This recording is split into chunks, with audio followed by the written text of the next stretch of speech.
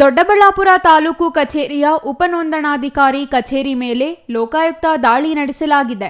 ಕಂದಾಯ ಇಲಾಖೆಯಲ್ಲಿ ಆನ್ಲೈನ್ ವ್ಯವಸ್ಥೆ ಮಾಡಿರುವುದರಿಂದ ಭ್ರಷ್ಟಾಚಾರ ಕಡಿಮೆಯಾಗಿರಬಹುದು ಎಂದು ಪರಿಶೀಲನೆ ಮಾಡುವುದಕ್ಕೆ ಇಂದು ಬೆಂಗಳೂರು ಗ್ರಾಮಾಂತರ ಜಿಲ್ಲೆಯ ಕಂದಾಯ ಇಲಾಖೆಗೆ ಸಂಬಂಧಿಸಿದ ಕಚೇರಿಗಳಿಗೆ ಭೇಟಿ ನೀಡಿ ಪರಿಶೀಲನೆ ನಡೆಸಿದ್ದೇವೆ ಎಂದು ಉಪಲೋಕಾಯುಕ್ತ ಫಣೀಂದ್ರ ಹೇಳಿದರು. ಸುಮಾರು ಒಂದು 25 ಆಫೀಸ್ಗಳನ್ನು ಇವತ್ತು ರೈಡ್ ಮಾಡಿದ್ವಿ. ಒಟ್ಟು ದೊಡ್ಡಬಳ್ಳಾಪುರ, ಈಗ ಆಮೇಲೆ ದೇವನಹಳ್ಳಿ, ಇದನ್ನು ಹೋಗ್ತಾ ಇದ್ವಿ. ಒಂದು 4 ಆಫೀಸ್ ಚೆಕ್ ಮಾಡ್ಕೊಂಡು ಹೋಗ್ತೀವಿ. ಎಲ್ಲ ಕಡೆಯಿಂದಲೂ ಸ್ವಲ್ಪ ಈಗ ಆನ್ಲೈನ್ ಮಾಡಿರೋದ್ರಿಂದ ಸ್ವಲ್ಪ ಈ ಕರಪ್ಷನ್ನು ಅದು ಕಮ್ಮಿ ಆಗಿರ್ಬೋದು ಅಂತಂದು ಚೆಕ್ ಮಾಡೋದಕ್ಕೋಸ್ಕರ ಬಂದ್ವಿ. ಇಲ್ಲಿ ಸ್ವಲ್ಪ ಇರ್ರೆಗ್ಯುಲಾರಿಟೀಸ್ ಇದೆ, ಸಣ್ಣ ಪುಟ್ಟದ್ದು. ಅಟೆಂಡೆನ್ಸ್ ರಿಜಿಸ್ಟ್ರ್ ಸರಿಯಾಗಿ ಮೇಂಟೈನ್ ಮಾಡಿಲ್ಲ, ಕ್ಯಾಶ್ ರಿಜಿಸ್ಟ್ರ್ ಡೈಲಿ ಕೆಲವರು ಬರೆದಿದ್ದಾರೆ, ಕೆಲವು ಮೇಂಟೈನ್ ಮಾಡಿಲ್ಲ. ಹೇಳಿದ್ದಕ್ಕೆ ಸ್ಟಾಫ್ ಭಾಳ ಕಮ್ಮಿ ಇದೆ, ಅದಕ್ಕಾಗಲ್ಲ ಅಂತ ಹೇಳ್ತಾರೆ.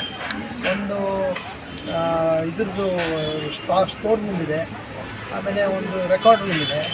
ರೆಕಾರ್ಡ್ ರೂಮಿನ ಬೀಗನೇ ಬರ್ತಾ ಇಲ್ಲ ಅವ್ರಿಗೆ. ನನ್ನ ಹತ್ರನೇ ಅಂದರೆ ನಾನೇ ಕಸ್ಟೋಡಿಯನ್ ಸರ್, ನನ್ನ ಹತ್ರನೇ ಇದೆ ಬೀಗದ ಕೈ ಅಂತ ಹೇಳ್ತಾರೆ.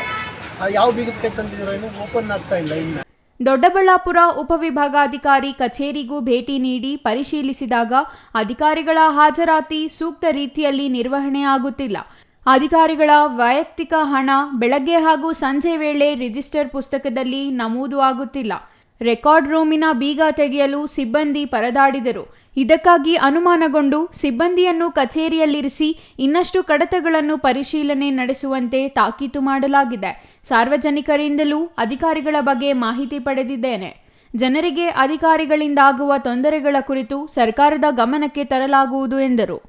Mahesh, CTV news, Doddaballapura.